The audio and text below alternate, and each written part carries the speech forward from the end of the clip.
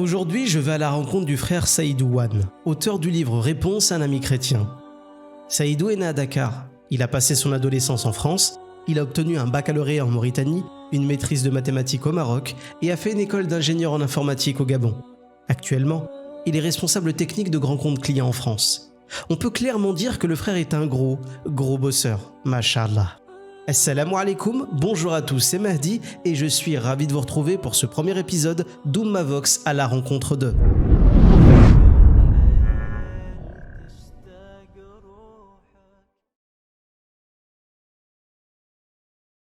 Ce que je voudrais d'abord ajouter, c'est te remercier vraiment Mahdi de me donner cette opportunité de parler aux frères et sœurs de Oumma Vox et puis plus largement de parler à tous les internautes. Et j'apprécie beaucoup ce que tu fais. Enfin, je t'ai connu avant que tu ne me connaisses parce que je regardais déjà beaucoup ta chaîne à l'époque de ODC, Oasis de citation, voilà.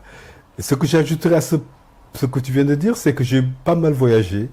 Et ça, c'est une richesse. Comme on dit, le voyage forme la jeunesse. J'ai côtoyé beaucoup de peuples et si je dois moi me caser par rapport à tous ces peuples que j'ai rencontrés, je dirais, si je dois me définir, je dirais que je suis effectivement fondamentalement Halpoula, c'est-à-dire de mon village d'origine, mais également une âme universaliste. Alors déjà sur le titre, je l'ai nommé Réponse à un ami chrétien et non pas Dialogue avec un ami chrétien, parce qu'en fait, c'est pas équilibré. C'est-à-dire nos propos ne sont pas équilibrés. Je pars de ces remarques, de ces questions, pour après développer effectivement toute une réflexion autour, d'où ce titre, Réponse à un ami chrétien. Donc tout a commencé effectivement par une question qu'il m'a posée. Et j'ai répondu à cette question, et puis ça a généré d'autres questions, et puis tout un dialogue s'est installé. Alors de quoi parle mon livre? C'est un livre que je comptais pas écrire. J'avais pas, parmi mes projets de livre, celui-là il ne figurait pas. C'est venu, voilà, on va dire, dans une circonstance où, donc comme tu le disais, je suis passé donc par l'école IAI, donc nous avons eu un forum des anciens élèves sénégalais de cette école-là, et d'autres forums qui regroupent, enfin tous les anciens élèves, quelle que soit leur nationalité. Et donc régulièrement, quand il y a des fêtes musulmanes et autres, je fais un post, je fais un message pour encourager les frères dans leur piété et tout ça. Et j'avais envoyé un message à l'occasion de Maulid al-Nabiwi, donc ce qui correspond pour nous à l'anniversaire de la naissance de notre prophète sallallahu alayhi wa sallam. Et donc j'avais intégré dans ce message un extrait des évangiles. Parce que nous, enfin, Injil, on considère, enfin l'Injil originel, on considère c'est une écriture sainte qui est donc descendue de par Dieu sur notre prophète Isa, alayhi salam. Et donc un chrétien a réagi à ce message en me posant des questions, en me demandant comment je comprends ce propos de Sayyidina Isa. Voilà. Donc c'est pas simplement un titre que tu as choisi au hasard. C'est vraiment basé sur une vraie expérience, un vrai échange que tu as eu avec un ami chrétien. Absolument. Et à qui tu répondais. Avec qui je répondais, avec qui j'ai tenu une longue correspondance d'un peu plus d'une année via Internet. Voilà. Donc, et justement, comment il a pris cet échange? Est-ce que cette réponse, il l'a accepté? Est-ce qu'il était un peu dur, distant? Non, pas du tout. Non. Il était très coopératif. Par contre, j'ai senti qu'il avait peut-être moins de temps que moi parce que c'est un sujet qui me passionne beaucoup. Donc ses réponses tardaient peut-être à venir par rapport à moi, effectivement, qui était très passionné et très motivé. C'est monté crescendo. Au départ, c'était vraiment un dialogue de fidèle à fidèle. Ensuite, je pense qu'il m'a amené moi à mieux me documenter. Je l'ai amené lui également certainement à mieux se documenter pour pouvoir effectivement tenir un dialogue consistant. Et j'ai eu l'impression à un moment donné, je ne lui en ai jamais parlé, que c'était passé à une autre main, que j'avais affaire à d'autres personnes à travers lui, notamment des prêtres, parce que voilà, quand quelqu'un vous parle des différentes versions du Coran, parle d'Ibn Massoud, parle du Coran d'Ali, voilà, on n'est plus vraiment dans des connaissances familières, vulgarisées, on montait à un niveau un peu supérieur. J'ai senti ça un petit peu dans notre dialogue. D'accord.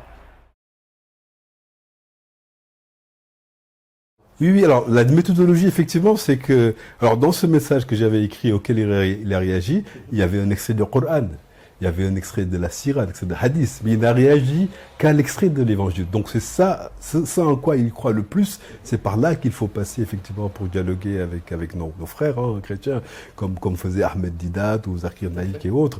Ils ont quelque chose auquel ils croient, plus qu'à autre chose, et donc c'est forcément par là qu'il faut passer pour leur dire cette chose à laquelle tu crois, en fait, elle est peut-être mal interprétée aujourd'hui. Et cette chose à laquelle tu crois annonce également l'arrivée de notre prophète Mohammed sallallahu alayhi wa sallam. Donc c'est par ce biais-là. Mais je ne cherchais pas vraiment à convaincre.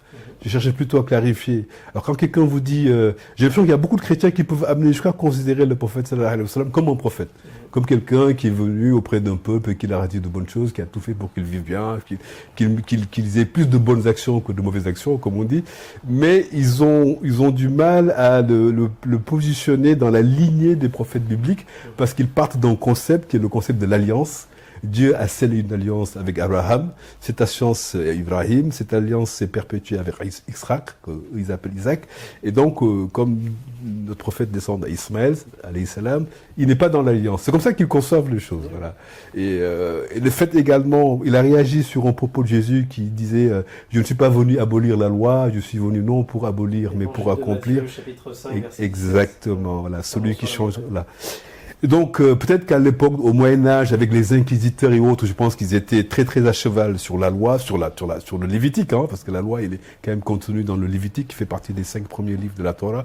Dans l'Évangile en tant que tel, il n'y a pas vraiment fondamentalement de loi. Donc quand un chrétien dit j'applique la loi, il est obligé de remonter un petit peu en arrière. C'est ça. Voilà. Et d'autant plus que Jésus dit, moi je ne suis venu que pour l'accomplir cette loi-là.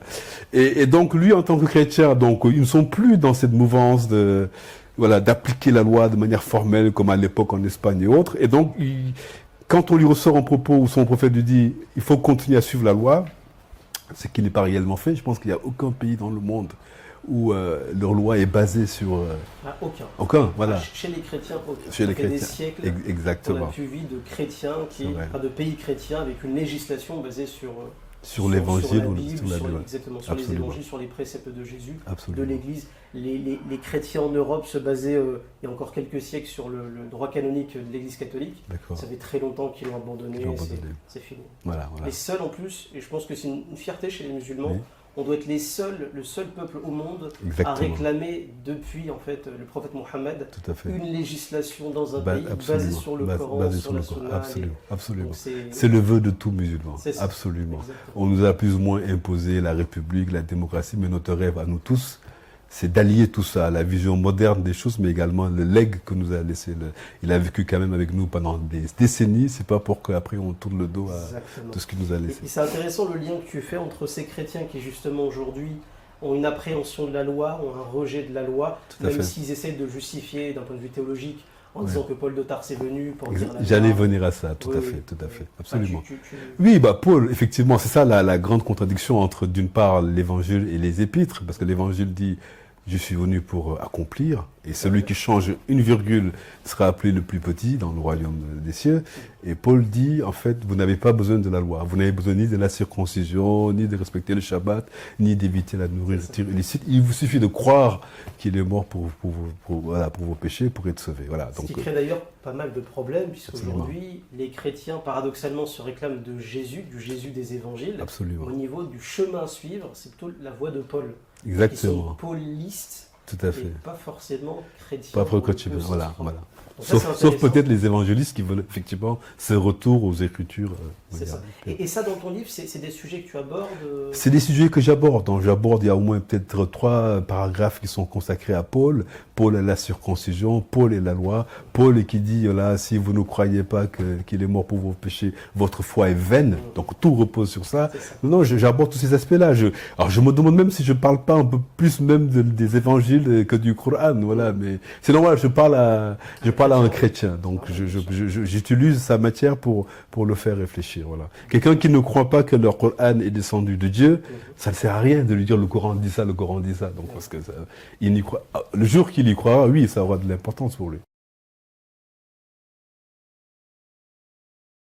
Donc, comme je t'ai dit, le livre, il est venu quasiment de lui-même. Hein. J'ai pas pris comme ça, j'avais pas pour projet d'écrire un livre sur cette thématique-là. Il y a eu un échange. Et d'ailleurs, je me souviens quand ça a démarré, je lui ai dit à un moment donné, je préfère qu'on échange juste toi et moi, et pas dans le forum, parce que tu peux avoir des propos qui peuvent blesser certains chrétiens. Et il y a eu beaucoup de musulmans qui sont portés volontaires pour continuer à nous suivre, à nous lire. Donc, ça veut dire que ça les intéresse. Qu'on parle de Jésus, autre, ça les intéresse. Donc je me dis, du moment où ça peut intéresser des gens cet échange-là, pourquoi ne pas en faire profiter tout le monde? Donc je suis parti de ça en fait. Je pense, si vous voulez, quand un chrétien dit des choses sur l'islam qui sont pas correctes, qui sont pas véridiques, vous avez pour obligation de répondre. Comme disait le prophète, si tu as une connaissance, ne serait-ce que minime, ne serait-ce qu'un verset de moi, partage-la. Voilà, partage-la. Il n'y a pas de contrainte en religion, mais partage avec ton voisin. Et d'ailleurs, Laurent, son pèlerinage d'adieu, il disait aux gens, rapportez la parole à ceux qui ne sont pas venus là, à venir me voir. Il est possible qu'ils comprennent la parole mieux que vous. Voilà. Donc il est tout à fait possible qu'un chrétien, quand on lui cite des versets du Coran, qu'il ait une perspective différente de la nôtre. D'autant plus qu'il a été baigné dans une éducation. Quand dans le Coran, Dieu dit que certains prêtres pleurent quand ils entendent les versets du Coran, ça veut dire qu'ils ont une compréhension intense de ces versets-là. Et ça, c'est dû à leur formation. Et le Coran m'incite à discuter, à dialoguer avec eux. Parce que quand le Coran dit ceux qui sont le plus proches de vous, ceux qui sont le plus susceptibles de vous aimer, d'aimer votre foi, c'est des chrétiens. C'est pas des bouddhistes, c'est pas des... Je me souviens d'ailleurs d'une émission où je voyais un archevêque, je me rappelle plus de son prénom, qui allait souvent à la mosquée de Paris, au restaurant de la mosquée de Paris. Donc, le journaliste lui a demandé pourquoi il vient, lui en tant que chrétien qui fréquente beaucoup les restaurants de cette mosquée, il lui dit qu'il en a besoin pour sa propre foi. Être entouré de gens comme ça qui sont valeureux dans leur foi et leur piété. Ça, justement, c'est une chose qui est souvent rappelée. Alors, moi, j'ai fait mes études à l'Institut catholique de Paris. J'ai vu ça. Et c'est vrai que moi j'ai eu des professeurs qui, lorsqu'on évoquait l'islam, n'étaient pas du tout belliqueux, n'étaient pas mal à l'aise, au contraire. Le peu de choses qu'ils ont étudiées dans l'islam, ils ont trouvé ça fascinant. Fascinant, ils s'y intéressaient. Parfois ils me donnaient des petites références, des petits clins d'œil par rapport au fait que je sois musulman et eux chrétiens. Et c'est vrai qu'il y a pas mal de chrétiens, d'ailleurs la plupart des convertis que j'ai rencontrés, peut-être que tu en as rencontré aussi, c'était justement des chrétiens qui s'étaient convertis à l'islam, parce que justement, tout ce que ne leur apportait pas la Bible, les manquements, les carences que la Bible avait, le Coran et la révélation coranique remplissaient tous ces vides. Absolument. Ah oui, non, moi j'ai eu la chance même de convertir effectivement certains collègues, mais la plupart, c'est parce que c'était des gens qui étaient fondamentalement chrétiens. J'ai jamais, je ne me donne pas pour mission de convertir les gens, mais un athée n'est jamais venu à moi en me disant je veux devenir musulman. En général, je me souviens d'ailleurs le dernier, on était en train de discuter, de manger une fois ensemble à la cantine, on devait aller voir un client, donc c'est dans une équipe commerciale, et il y a un de ses collègues qui lui disait c'est pas la peine d'aller voir celui-là, vous n'y arriverez pas. C'est quelqu'un qui est très difficile. Et je lui ai dit avec un grain de foi, on dépasse une montagne. Donc ça fait tilt, c'est-à-dire un chrétien qui entend un musulman citer un verset des évangiles, ça l'a interpellé. C'est comme ça que nos discussions ont commencé. Voilà. Oui, c'est Évangile de Matthieu, chapitre 17. Exactement, bravo. J'aime beaucoup cette démarche. En fait, ton livre, il s'inscrit pleinement dans la darwa au final. Tu fais de la darwa à ta manière, évidemment, par l'échange. C'est de la darwa presque passive, c'est une darwa douce. Une darwa douce, oui. C'est par le dialogue, par l'échange, Oui, par l'échange, le procédé didactique, donc le fait d'apprendre quelque chose à quelqu'un, pousserait peut-être les gens à se convertir, à s'intéresser à l'islam. Absolument.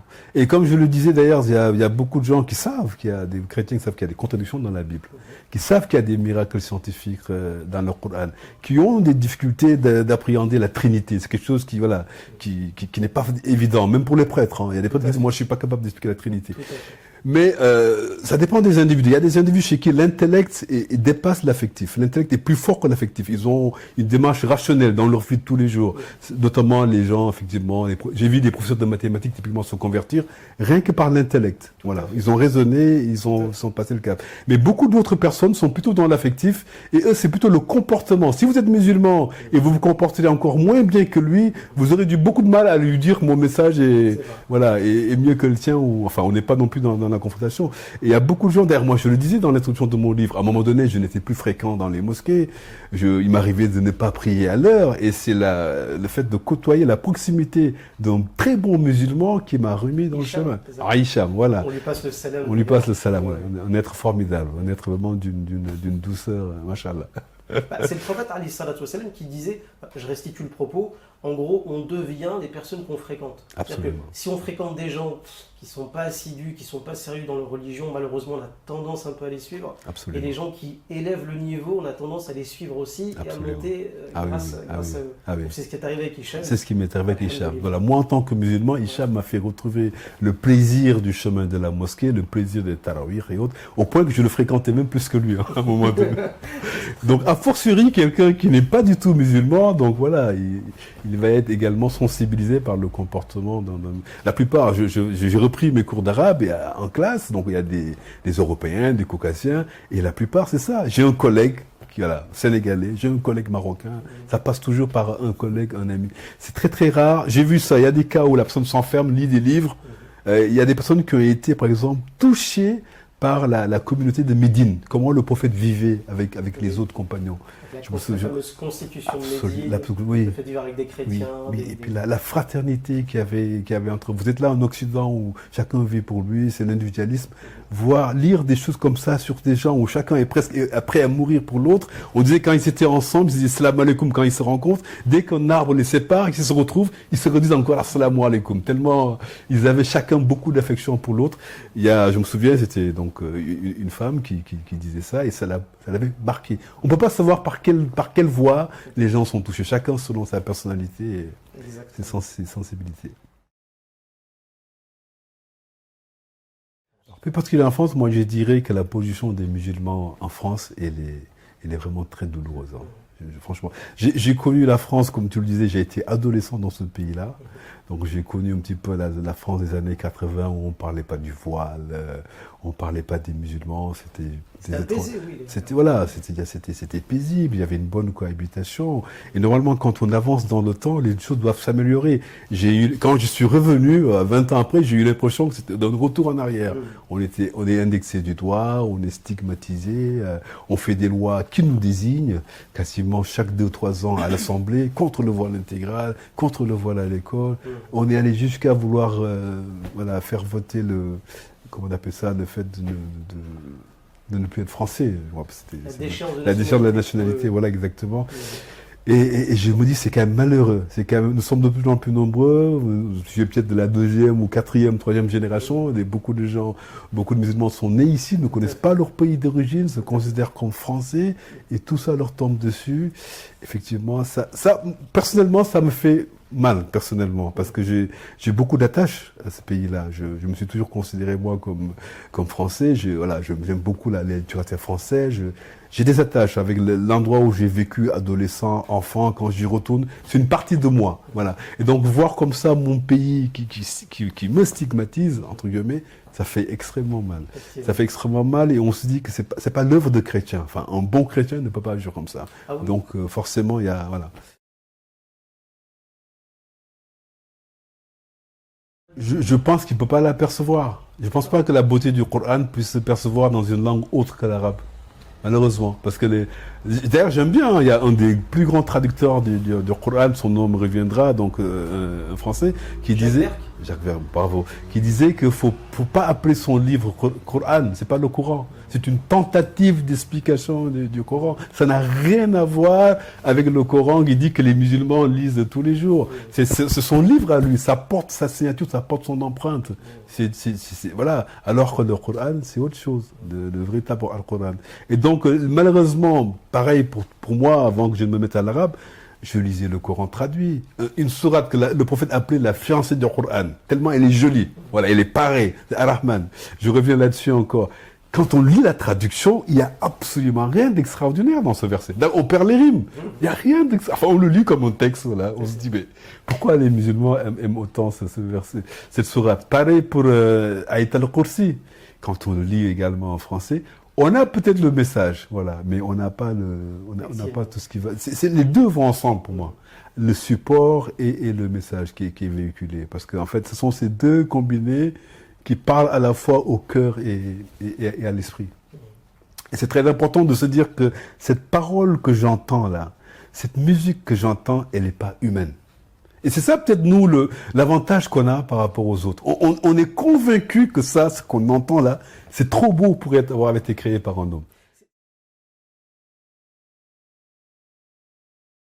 Tu Alors, c'est très difficile. Hein. Moi, comme je dis, c'est très, très difficile de dire à quelqu'un, tu es né là-dedans, dès que tu es né, on t'a baptisé, toute ta famille est là-dedans, machin. Maintenant, vide ton cœur, vide ton esprit, pars de zéro et lis ça, voilà, sans a priori.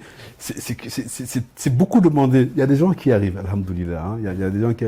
Alors moi, je disais que, dans mon livre, maintenant, je dis, effectivement, en général, il faut, pour te donner cette curiosité-là, d'aller, de faire le pas, il faut que tu rencontres quelqu'un que tu apprécies presque autant que tu as apprécié ce qu'ils ont fait de toi en chrétien, savoir tes parents. C'est-à-dire, si tu arrives à avoir un relationnel avec quelqu'un de confiance qui est presque égal au relationnel que tu as avec tes parents, là, je pense que voilà, si tu apprécies une personne et que cette personne repose sur un message, tu vas t'intéresser à ce message. Tu te dis que c'est ce message qui fait que la personne est comme elle est.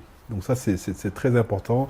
Et c'est ce que je sais pas si tu as suivi l'histoire de la conversion de Youssouf Estet, oui. Au point que j'oublie même le nom qu'il avait auparavant. Oui. Donc pasteur. Oui, il avait accueilli un Égyptien chez lui, je crois. Exactement. Égyptien, Exactement. Et il a vu son comportement. Exactement.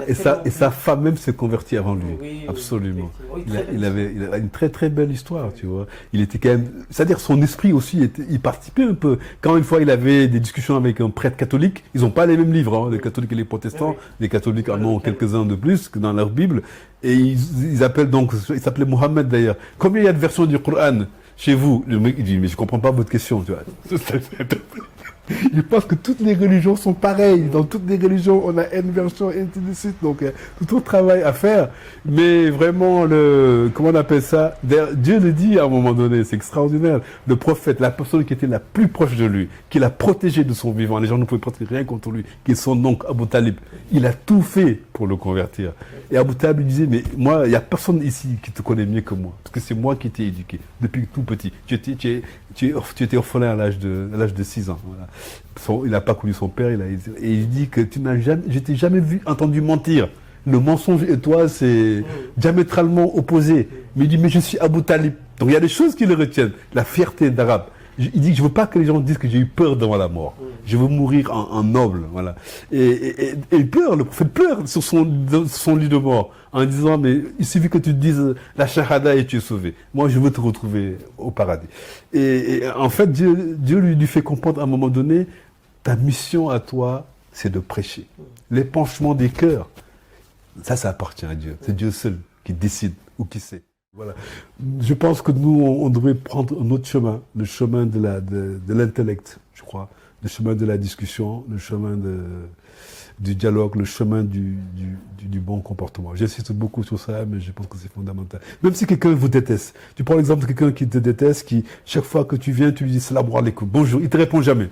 Le lendemain, bonjour. Le lendemain, salam alaikum, et ainsi de suite. Ma mère m'avait raconté une histoire pareille. Elle travaille ici en France. Dans son travail, il y avait une femme qui était raciste. Tous les matins, systématiquement, elle disait bonjour madame. La dame ne lui a jamais répondu. Et un jour, elle s'est dit, mais, elle a dit, il y a eu un déclic. Il lui a répondu, mais un bonjour, et depuis lors, son comportement a changé envers elle. La constance et la patience. Voilà, ne pas montrer les muscles, je pense que ça ne sert à rien. Le prophète était tout sauf violent. Voilà. Je te remercie beaucoup, Seydou. On va rappeler que tu es l'auteur de ce livre-là. De ce livre. Réponse à un ami chrétien. Très bien, aux éditions. Alors, je me suis constitué moi-même éditeur aux éditions Iqra. Je me suis auto-édité. Iqra Qallam. Voilà. D'accord, très bien. Voilà, absolument. Seydou, merci beaucoup. Qui marche bien, hein, entre parenthèses, j'ai été surpris. Il se vend très très bien sur Amazon. J'espère que ça continuera, Inch'Allah. Merci beaucoup, Seydou, d'avoir répondu à mes questions. Et écoute, n'hésite pas si un jour, si tu as des choses à me rapporter, un nouveau livre que tu as écrit, etc., à me contacter. Ça viendra bientôt. Avec plaisir. Ça viendra bientôt, Inch'Allah. Merci beaucoup. Merci beaucoup à toi. Merci à tous les abonnés de Oumma et toute la Oumma et toute l'humanité. Merci à toi. Assalamu alaikum wa rahmatullah.